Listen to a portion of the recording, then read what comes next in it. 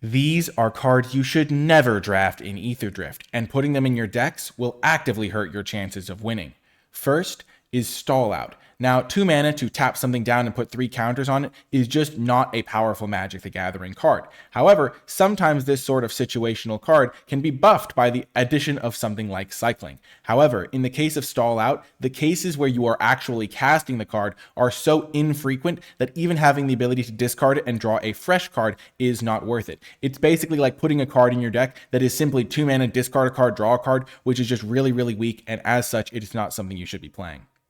Next is Light Wheel Enhancements. This looks like the sort of early game way to start building up your engines, get towards max speed, and then have a recursive little bit of advantage later. But the problem with this card is that you aren't really going to be getting into that situation as often as you'd like.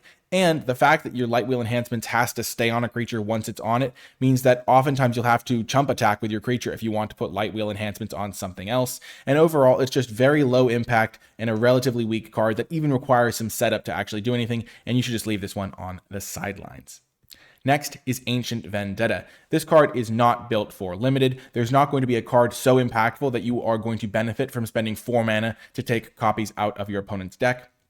People have discussed naming basic lands, but by the time you're casting this, your opponent will already have basic lands in play. You're not going to be able to color screw them, and taking 4 basic lands out of their deck might even help them at that point because they are going to be trying to draw spells and not draw lands. So just don't play Ancient Vendetta, just pretend it doesn't exist in the packs. Next, Point the Way is a really, really bad card in this format. If you top deck it early in the game, you then have to hit your opponent with creatures to then eventually get some ramp going, which is just really hard to finagle and operate on, especially because green isn't really a start your engines, get to max speed quickly type color in this set. And if you ever draw this in the later stages of the game, it's just super useless because you don't need the lands at that point. And if you haven't built up your max speed, because you often aren't doing that as much in your green decks, then you have to start all the way from 0 and then eventually get some lands from your deck. Overall, just avoid putting this card in your deck because it's too slow, too hard to enable, and the payoff is not worth it. Next is Alacrian Armory. This is a card that purely exists to crew up your vehicles, make your mounts mounted, and overall, it doesn't affect the board in a significant enough way for the 4 mana cost that you are putting into this card. Giving +0/+1 to your creatures and vigilance is not high enough upside to justify the fact that if you're behind and don't really have any creatures, this isn't going to get you out of that jam. And if you have a vehicle, you'd much rather just play a creature that can crew the vehicle naturally or mount or similar thing like that. Just don't put Alacrian Armory in your deck and you'll be happy that you avoided it.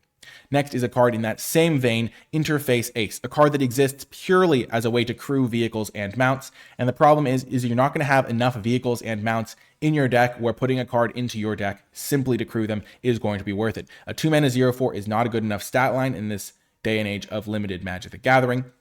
And then the ability to crew your vehicles and even crew multiple in one turn is not going to come up enough for Interface Ace to be better than just a creature that crews vehicles normally using its power and can actually attack and block and do all of these things. Now, sure, Interface Ace can block, but it's not actually really threatening as a blocker because it has 0 power. And as such, you should be leaving this one on the sidelines as well.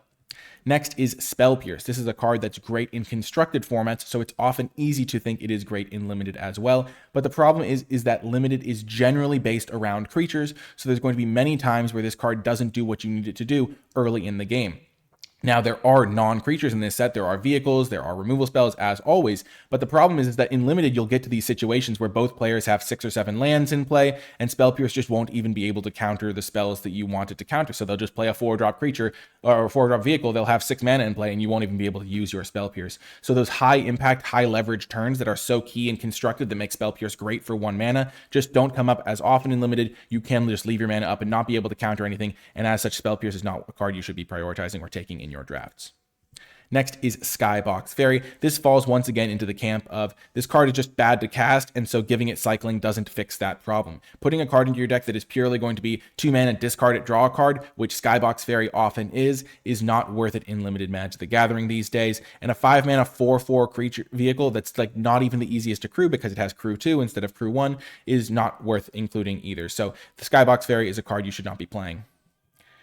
Next, we have Brightfield Mustang, another card that kind of falls into the camp of just too understated for the mana you put into it for limited Magic the Gathering these days. 4 mana for a 3/3 is just way too small for what you can get these days for 4 mana. It doesn't come with any card advantage built in, and sure, it can start attacking potentially and growing, but if you get one attack in with this, you've got a 4 mana 4/4 with no other abilities really, which isn't going to be worth it, and that does involve you already being able to attack with it, having something to saddle it, and then your opponent not just killing it while it's a 3/3 with something like a Lightning Strike, which is a 2 mana deal 3 in this set, and just completely almost loses you the game if you play a 4 mana 3/3 and they just kill it instantly.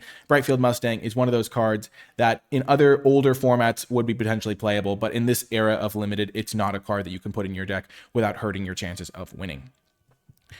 Next, we have Racer's Scoreboard. 4 mana to draw 2 cards and discard a card is just atrocious. This card is terrible. You should not be putting this card in your deck. The start your engines part is almost irrelevant because by the time you've got your engines enabled, making your spells cost 1 less is not going to really do as much as you would like.